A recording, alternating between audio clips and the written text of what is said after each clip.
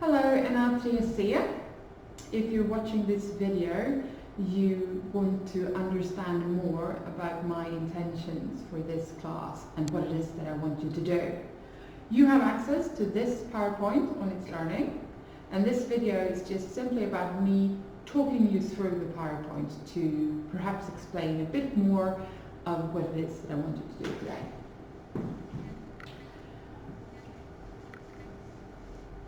The first step is to remind ourselves of what it means to analyze something. When you analyze something, you could say that you break it down into smaller pieces and then you study those pieces on their own carefully to see how they contribute to the whole picture, or in this case, the whole story. And in a short story analysis, that means what we try to do is that we try to explain how the short story works and how the different aspects of the story, setting, characters, narrator, conflict and so on, how they contribute to perhaps send a message or evoke a feeling, or so just to give an example, how does the author's descriptions of the setting contribute to how you as a reader perceive the story? You could, for example, consider how does the setting in There Will Come Soft Rains and the detailed environmental descriptions, how do they contribute to creating a mood or an atmosphere, for example? You could also consider the author's presentation of the characters. How does that affect you as a reader? What kind of feelings are created from the presentation of the characters? And some might say that, there are no characters in There Will Come Soft Rains. Really? Aren't there?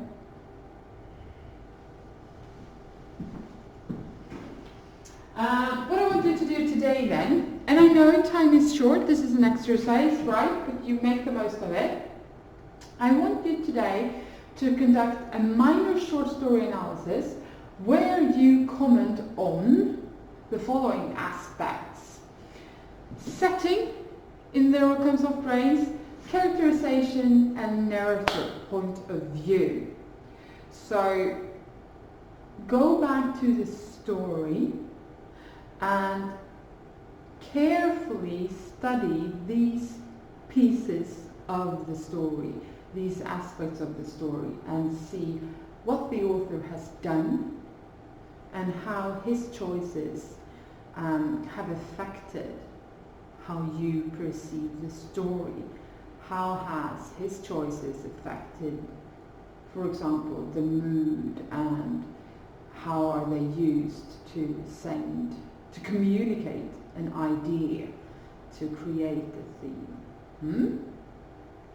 So, comment on setting, characterization, narrative point of view, and mention also the theme, what you think that the theme is, what's the main idea that the author wants to communicate to us, because this is really all about studying communication.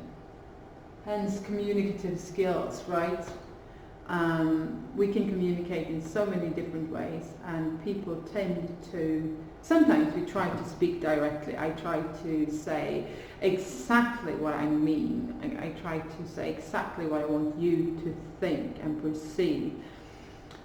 But other times we can use our language to communicate, but not as straightforward. And yes, this short story, I wouldn't say that it's extremely complex, but it's suitable for this kind of exercise in breaking down the text, looking at the choices that the author has made. Great. Finally, structure where you simply have a title which should include the author's name. So you call it There Will Come Soft Rains by Ray Bradbury. You don't have to be very much more creative than that today. You have a brief introduction where you briefly just summarize what goes on in this short story and what it is that you're about to discuss. So, for example, in the short story, There Will Come Soft Rains, the following happens. I will now try to explain how the author's descriptions of setting and so on, yeah, helps communicate his theme or something. You're the experts, no? Yes, and there's a document. There is a document on It's Learning in the folder for today that is called How to Analyze a Short Story. And there are many more aspects in that document than these that I've asked you to consider. But you can use that document, look under the heading Setting, for example, and get some input and some ideas on what to look for, what to comment on as you write about the setting.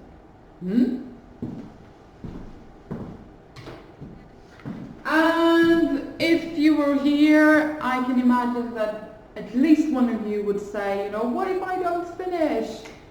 Well, do not panic. This is an exercise where you practice your reading skills, first and foremost. It is also, though, an opportunity to show me reading skills, so don't take lightly on the fact that you don't have to finish. Of course you do your very best and you try to finish the task because you want to show me that, look, I can read, I can interpret, and I can express myself very well in writing. You want to show me that.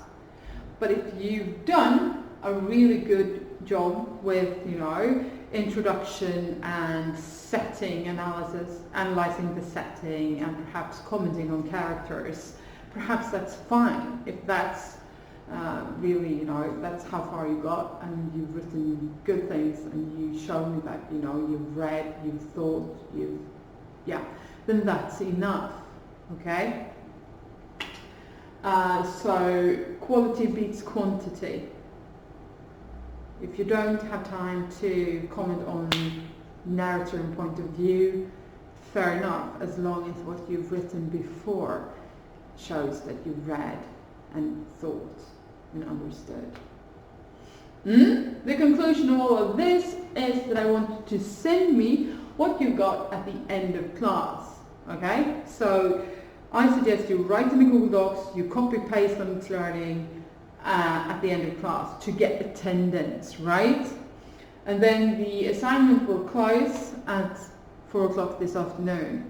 So if you want to continue writing, if you don't finish but you want to continue writing and show me that you can just go back and you can edit what you've sent me before and include the finished analysis, as long as you do it before 4 o'clock. But you don't have to.